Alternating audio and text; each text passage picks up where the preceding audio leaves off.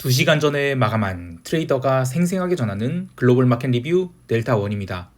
우리 증시는 삼성전자의 폭등에 힘입어 종합주가 지수가 2690포인트까지 상승했지만 냉정하게 보면 삼성전자 말고는 오른 게 뭐 있나 싶죠.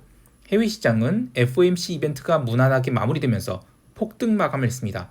시장이 아무리 봐도 하락할 것 같지 않았던 이유, 그리고 강세 배경 등을 트레이더의 관점에서 이야기해봅니다. 아참, 우리 파생 상품 시장에서 슈퍼개미가 돌아왔어요. 어제 점심때 콜옵션 120억 원을 매수를 질렀는데 이거 흥미진진합니다. 먼저 아시아 세션부터 리뷰 갈게요. 우리 증시는 해외 시장이 연속해서 아래 꼬리를 달고 올라오자 과매도에 따른 숏 커버가 기대되었는데요. 그래서 어제 시황에서 야간 선물 수준이 갭 상승이 나온다. 그러면 적극적으로 롱을 붙어야 된다라는 이야기를 했었죠. 근데 오늘 이슈가 하나 더 있었어요. 사실 좀 많이 오버액션이라고 보지만 여러 가지 복합적인 요인들이 오늘 시장을 상승으로 돌려놓았지 않나 싶은데요. 하나씩 보겠습니다. 우선 갭 상승 출발 후 외국인들이 10분 만에 선물을 무려 3,500억 원을 매수한 등 숏 커버 준비를 했는데요. 근데 이때 현물 매수는 상대적으로 적었어요. 개장 후 30분 동안 현물 매수는 800억도 되지 않았죠. 그리고 이때 저 PBR 주식이 빠르게 오르긴 했는데요. 물론 그동안 눌림에 대한 반발 매수도 있었고 또 베이시스 확대에 따른 차익 매수도 있었지만 이 정도로 오를 시장은 아니었죠. 실제로 이 저 PBR 주식은 처음 10분 정도 선물이 상승할 때 잠깐 올랐을 뿐 이후에는 상승분을 제법 반납했어요. 그러나 아침부터 들어오기 시작한 삼성전자에 대한 강력한 매수가 오전 10시 이후로 가속도를 받자 시장이 흐름이 바뀌게 됩니다.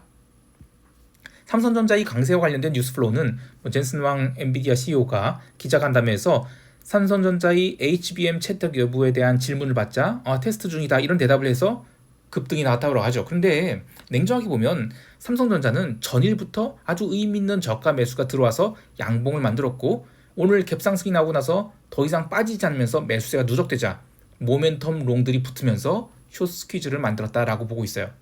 삼성전자에 대한 이러한 흐름은 지난 1월 18일부터 19일 그리고 2월 29일 목요일부터 3월 4일 월요일에 거친 그런 흐름과 유사하다고 보는데요. 이때도 HBM 이슈가 있었죠. 그런데 그때마다 삼성전자는 글쎄지 차라리 SK하이닉스가 낫지 않을까 하면서 올라올 때마다 삼성전자는 숏이 들어오고 하이닉스의 롱이 쌓였죠. 자, 그런데 지금 1분기 마감이 얼마 안 남았어요. 이익도 쌓였겠다. 이 롱숏 포지션 청산하면 삼성전자가 급등할 수가 있겠죠. 그래서 이번 주 화요일 시장이 꽤 눌린 상황에서도 삼성전자만 오후에 땡겨 올렸어요. 그래서 보합 마감했기 때문에 이거 내일 또 오른다? 그러면 무슨 이유가 됐든 간에 삼성전자가 폭등할 수 있었던 거예요. 굳이 젠슨 왕이 이런 언급 안 했다 하더라도요. 삼성전자에 대한 이런 강력한 매수세가 들어오면서 여러 가지 부작용들이 있었죠. 삼성전자 주식 콜옵션이 서너 배씩 난 거야 큰 의미가 없지만 외국인들이 삼성전자를 무려 9,150억이나 매수를 했어요. 삼성전자 한 종목만 5.63% 당겼죠. 근데 전체 시장은 2%도 못 올랐어요. 실제로 외국인이 현물 순매수 규모는 8,500억밖에 되지 않기 때문에 삼성전자 빼면 순매도를 한 거나 다름없죠. 선물도 마찬가지인데요. 오늘 외국인들이 선물을 1조 2,500억 원을 매수를 했어요. 물론 장박판에 좀 줄여서 1조 1,000억까지 줄였지만 그래도 1조 넘는 매수를 한 거죠. 자, 그런데 선물 미결제 약정은 고작 2,000계약밖에 순증가지 않았죠. 그러니까 장 후반에 미결이 싹 풀린 겁니다. 이것은 외국인들이 지난 15일에 선물 매도를 쫙 했는데 그거를 싹 걷어냈다라고 할 수 있겠는데요. 지난 3월물 마감을 사실상 종가 고가로 마감시키고 나서 콜옵션을 내리 찍어 눌렀다가 이번 주 화요일에 풋옵션도 고점을 만들어놨죠. 그래서 양 옵션이 평균 발행 단가가 아주 좋은 상태예요. 자, 이렇게 되면 지수는 다시 위로도 얼마든지 갈 수 있죠. 외국인이 선물 매도 포지션이 철수되면서 선물 베이시스는 다시 개선되기 시작했고 오후 들어서도 계속 개선되며 이론 베이시스의 0.8포인트 정도 저평가된 상태까지 올라왔어요. 아직 프로그램 차익 매수가 강하게 들어올 수준은 아니지만 지금 선물 미결제 약정이 텅텅 비어있죠. 그래서 새로 6월물에 선물 매수가 쌓이기 시작한다. 그러면 프로그램 매수가 추세적으로 들어올 수 있습니다. 자, 옵션 시장에서는 다른 거 다 놔두고 슈퍼개미가 돌아왔어요.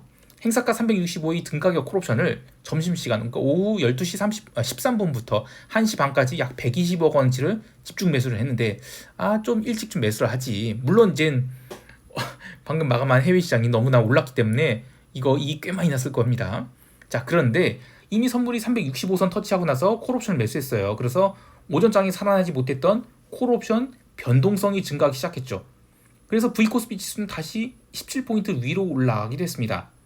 자, 제가 지난번에 V코스피 지수가 3월물 선물 만기 때까지는 증시가 올라갈 때 변동성도 함께 올라간다고 했죠. 즉 콜옵션이 고점권이라는 얘기였습니다. 자, 근데 이번에 15일 날 이후로 시장이 쭉 하락해서 350대 내려오니까 이때는 주가가 내려갈 때 V코스피가 증가를 했어요. 그래서 대충 이 구간도 바닥권이 형성된 곳이고 위로도 370선 아래로도 350선이 배리어가 있었지만 이번에 삼성전자 매수가 들어오면서 배리어가 5포인트 정도 수직으로 이동을 해서 이제는 위로 375 아래로 355선까지 올라왔다라고 할 수 있겠습니다. 방금 마감한 글로벌 증시가 무난히 강세를 보였어요. 그래서 우리 증시는 2700 위로 올라가는 것은 어렵지 않다고 보고 있습니다. 그런데 그 이후의 상승 모멘텀은 잘 모르겠어요. 옵션 비결 분포를 보면 오늘 지수 반등해서 외곽의 콜옵션 환매가 일부 나오긴 했는데 그래도 그보다는 아래쪽이 확실하게 닫혔던 인식이 굉장히 큰 것 같아요. 그래서 먼 외곽의 풋옵션 물론이고 나름 델타 절대값이 높은 가까운 외곽의 풋옵션도 미결 제약장이 제법 증가했어요. 시장은 어떤 경우에든 점진적으로 상승을 이어갈 수 있는 그런 토대가 만들어졌다라고 봅니다. 삼성전자의 위치가 지난 2월이 고점을 모두 돌파한 상태죠. 이제 매물 압박 해소됐습니다. 그래서 우리 증시가 글로벌 증시를 선도한 입장은 아니지만 아직까지는 가둬두기 장세인데 만약에 갭상승 과하게 나온다. 그러면 역추세 대응도 고려할 수 있겠지만 하락 이거는 1분기 마감 때까지는 쉽지 않아 보인다. 이렇게 보고 있습니다. 자, 이제 유럽 세션 넘어갈게요. 유럽 증시는 변동성 선물 거래 마지막 날 변동성을 12.9포인트까지 누르면서 강세 마감했습니다. FOMC 이벤트가 있었지만 변동성 매도가 장 마감까지 나온 것은 참 이례적이죠. 그만큼 시장 참여자들이 마켓 메이커죠. FOMC 이벤트 때에서 하방 리스크를 전혀 고려하지 않고 있었다. 이렇게 봐야 돼요. 특별한 뉴스 플로우 없었고 그냥 FOMC 미팅 기다리고 있는 상황에서 통화 시장에서 좀 움직임이 있었습니다. 자, 첫 번째 움직임은 엔화인데 엔화가 BOJ 이후로 계속 눌려서 오늘 또 눌렸죠. 그래서 유럽 세션에서 152엔을 깨고 내려갔습니다. 미국 세션 개장 무렵에 엔화가 이제 152엔대 내려오니까 어쩔 수 없이 엔화 6월물 선물 매수를 손절하고 대신 4월물 엔화 콜옵션 행사가 6,700으로 교체 매매를 했어요. 153엔대로 내려갈 모멘텀은 솔직히 정말 모르겠거든요. 근데 여기서 더 내려간다 그러면 손실이 좀 커지기 때문에 비선연적 포지션으로 교체한 건데 그렇다고 해서 모든 통화가 나빴냐? 그건 아니에요. 자, 두 번째 이야기는 멕시코 페소화 이야기를 할 텐데요. 지난 15일 이후로 멕시코 페소화를 포함해서 비달러가 줄장 조정을 받았다가 나스닥이 18,000포인트 초반까지 내려갔던 화요일에 중요한 저점을 기록하게 됩니다. 자, 이때 비달러 바스켓이 약세 이유는 엔화 약세도 있었지만 호주가 금리 동결하면서 페드 눈치를 보니까 원자재 통화들도 다 약세를 보였어요. 근데 미국 세션 시작하자 오지달러가 다시 살아나기 시작했고요. 멕시코 페소화도 중요한 저점에서 그냥 FOMC 이벤트 전에 급반등하게 돼요. 그리고 오늘 새벽 FOMC 이벤트에서 비달러 바스켓들이 대폭등을 하게 되죠. 자, 이렇게 되면 달러 인덱스가 지난 사흘간 상승한 것은 페이크가 되죠. 그리고 달러 인덱스는 그러면 앞으로 어디냐? 100포인트까지 내려갈 수 있는 것입니다.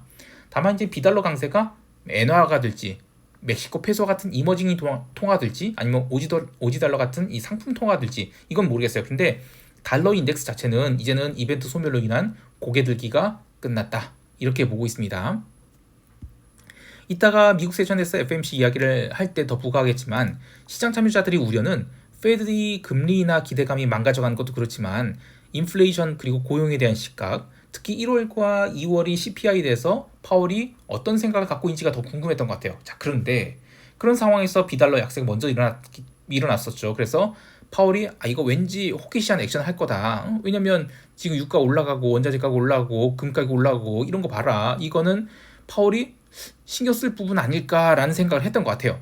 자, 그런데 그래서 해치가 미리 들어와서 오지달러 부러지고 막 그랬지만 뚜껑 열어보니까 우려가 과했다고 본 것 같아요. 그래서 과도하게 눌린 비달러는 물론이고 채권도 주식시장도 모두 강하게 상승했죠.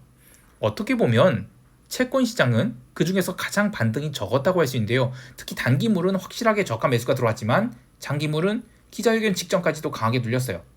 1분기 마감을 향해 가는 상황에서 단기 채권은 급격히 강세가 전환되었는데 아직 장기물이 올라오지 못한 것은 아쉽지만 지금 시장의 흐름이 분기 마감까지 포지션 언와인딩을 시작한 것을 보기 때문에 채권 시장의 일방적 하락은 이제는 브레이크가 걸렸다고 보고 있습니다. 상품 시장에서는 기름이 유럽 세션 시작과 함께 눌리기 시작해서 원유 재고 발표 때는 이미 텍사스 기름 기준으로 81달러 초반까지 밀렸는데요. 특별한 뉴스가 있었다기보다는 러시아 정유소에 대한 드론 공격에도 불구하고 눈에 불을 켜고 공급을 늘리려고 하는 노노펙 국가, 대표적으로 미국이죠. 미국이 공급량을 늘릴 가능성이 높다는 소식에 유가는 얻어맞았어요. 이후에 원유 재고 195만 배럴 감소로 나왔죠. 근데 유가는 전혀 반등을 하지 못했습니다. 물론 FOMC 이벤트 이후 시장이 리스크 온 모드로 들어가고 또 비달러가 강세로 전환되면서 유가가 어느 정도 반등을 했긴 했지만 자신감 있게 롱을 밀어붙이지는 못하는 모습이었어요. 아직은 확실하게 고점을 찍었다고 할 수 없어서 유가에 대한 숏포지션 잡는 것은 위험하다고 보지만 이번 FOMC를 기점으로 비달러 강세가 확실하게 잡힐 경우 유가가 함께 따라가지 못한다? 그러면 그 이후에나 기름 숏을 봐도 될 것 같아요. 자, 그 외에 골드가 다시 강세 전환되면서 2186달러까지 상승했는데요. 이러면 골드는 스퀴즈가 날 분위기죠. 여하튼 골드 매도는 1분기에는 최소한 쳐다보지 않는 것이 좋겠습니다. 자, 이제 대망이 미국 세션 넘어갈게요. 미국 지수 선물은 FOMC 이벤트를 앞두고 휴장을 한 것인가 싶을 정도로 아주 좁은 박스 안에서 움직였다가 그 이후에 움직였죠. 이는 미국만이 아니라 유럽도 마찬가지예요. 거의 지금 2달 내내 횡보 국면에 갇혀있는 상황이라 이번 FOMC 이벤트에 시장이 움직이게 된다. 그러면 큰 추세가 발생할 수 있었어요. 자, 이럴 때는 아예 시장 보지 말고 이벤트 직전까지 기다리는 게 좋죠. 자, 또 하나 볼 것은 변동성인데 어제는 3월물 변동성 선물 만기일이었어요. 그래서 무시한다 쳐도 4월물 변동성은 기초자산인 S&P 지수가 본장 개장 후에 아주 그 좁은 박스 안에서 움직이면서 프리미엄을 빼니까 14포인트 중반까지 내려가기 시작했죠. 잔존일이 많이 남아있는 것을 감안하다면 변동성 선물 4월물은 싸다고 볼 수 있어요. 그러나 실제 시장 움직임 고려하면 완전 제가 휴장 같다고 그랬잖아요. 그러면 변동성은 약간 비싼 상태죠. 그 이야기는 FOMC 이벤트에 대해서 최소한 마켓 메이커만큼은 변동성 폭발의 리스크를 전혀 걱정하지 않고 있다라고 볼 수 있는데요. 성명문 발표 그리고 기자회견이 시작되는 상황에서도 변동성 선물은 계속 죽어나갔어요. 그래서 종가 저가인 14.4포인트대로 처박혀버렸습니다. 잔존일 기준으로 따지면 변동성 선물을 매수하고 싶다는 생각이 들긴 하는데 시장이 이번 1분기 마감까지는 위험자산 선호를 지속할 가능성이 있어요. 그래서 변동성 선물 매수는 조금 더 기다려야 될 것 같아요. 새벽 3시에 성명문 발표와 함께 점도표가 공개되었죠. 3회 이나의 기존 전망 유지 그리고 5.25에서 5.5% 연 5회 연속 동결을 발표하면서 투자자들은 그래 별거 없네 예상 내의 범위였죠. 그래서 반응은 단기 채권 매수, 주식 매수, 비달러 매수 이런 식으로 화답을 했어요. 근데 의외로 처음 30분 동안은 시장이 강세가 지속되지 않았습니다. 그렇다고 마이너스로 돌린 건 아닌데 어쨌든 기자회견 직전에는 상승분이 상당량이 되돌려졌는데요. 그러나 기자회견에서도 특별히 호기심한 모습이 나타나지 않으면서 시장은 종가 고가로 상승하게 됩니다. 특히 오늘 강한 상승을 한 것은 러셀이었는데요. 2%대의 상승률도 중요하지만 그동안 러셀은 하향 수렴을 하고 있었어요. 3월 한 달간의 상승분을 모두 반납한 상황에서 추가 하락이 나올 것인가에 굉장히 중요한 기로에 있는데 FOMC가 논 이벤트나 다름없게 끝나자 못다한 숙제를 하듯이 강력한 매수가 들어오면서 종가 고가로 당겼습니다. S&P 지수 또한 아주 중요한 감마 플립 포인트인 5200포인트를 넘어가면서 상승의 가속도가 붙었고요. 장마감 후에는 마이크론 실적 발표 있었죠. 나스닥 선물이 추가 강세 보였습니다. 그래서 지수는 이 길에도 갭으로 상승을 이어갈 수 있는 분위기로 마감했어요. 개별 종목을 좀 보면 애플이 강력한 숏커버도 그렇지만 마이크로소프트, 아마존, 메타 이런 시총 상위 종목들이 종가 고가로 돌았죠. 그러면 리스크 온 랠리가 지속될 수 있어요. 또 금융주들 JP모건 신고가 갱신 당연하지만 그동안에 긴가민가했던 골드만삭스, 모건스탠리 이런 애들이 강한 양봉을 뻗었거든요. 또 찰스 슈왑 같은 리테일 증권사도 부쩍 상승을 해서 작년이 위험을 어느 정도 떨쳐낸 것을 보여줬는데요. 또 홈디포, 3M, 캐터필러 같은 이런 굴뚝 냄새 난 주식들도 닥치고 올랐어요. 그래서 지금 시장이 리스크 오는 SOXX, SOX ETF에 담겨있는 초고베타의 AI 주식 말고도 다 오르는 그런 아주 양호한 시장임을 보여줘요. 거기에 더해서 코인베이스는 21선에서 중요한 양봉 전환을 하게 되는데 이것도 시장이 아직은 안 끝났음을 보여주는 것이죠. 이 살벌한 투기판이 어디까지 지속될지 모르겠지만 어쨌든 1분기까지는 닥치고 롱을 밀어붙여야 되겠습니다. 자, 이제 시장 총평하면서 대응 전략 이야기할게요. 우리 시장은 갭 상승이 어느 정도 나온지에 따라서 추가 상승 여부가 결정될 것 같아요. 야간 선물 마감 가격인 368.90포인트, 그러니까 1%가 넘는 상승 나온다. 그러면 불가피하게 차익 실현 맞을 수 있을 것 같긴 한데, 그런데 그보다 낮은 뭐 366에서 367이다. 그러면 시장은 충분히 고점 돌파를 시도할 수 있을 것 같아요. 또 장중에 362 이하로 내려가지 않는다. 그러면 시장은 장중 조정을 준다 하더라도 무조건 상승으로 봐야 될 것 같아요. 아직은 콜옵션 환매까지는 안 나온다 하더라도 화요일에 선물 358건 굉장히 저가에서 발행됐던 콜옵션이 오늘 갭상승에 어쩔 수 없이 롤링업 배치가 나와야 되거든요. 그래서 시장은 과한 상승, 그러니까 368.90포인트 아니다. 그러면 이하다. 그러면 장중 조정 시마다 계속 롱 포지션 강화하는 그런 대응하는 것이 좋겠습니다. 시장이 19일에 기록한 저점에서 빠르게 멀어질수록 콜옵션에 대한 롤링업 수요가 증가할 것 같은데요. 시황에서 이야기한 슈퍼개미가 콜옵션 365, 120억 매수했죠. 이거 오늘 갭상승에 굉장히 큰 평가이익 거둘 것 같은데 이 포지션 청산하는지 잘 관찰하는 것도 재미있을 것 같아요. 자, 그리고 기존 중기 콜옵션 매도 포지션, 이게 비달러 바스켓이 상승을 하면서 중기 콜옵션으로 해지가 됐었는데 지금까지는 평가 이익 상태지만 370선, 선물이 370 넘어가면 평가 손실로 전환될 거예요. 그래서 370 넘어가면 롤링업 배치를 해야 되는데 행사 가격이 지금 5포인트 단위거든요. 거기는 장기물들, 중기물들. 그런데 이거를 10포인트 단위로 해서 수량을 좀 더 늘리는, 그래서 좀 위쪽을 그 상단을 위로 올리는 그런 해지를 하는 것이 좋겠습니다. 여하튼 이번 1분기 말까지는 시장이 계속해서 강세를 보일 것을 생각해 두어야 되겠습니다.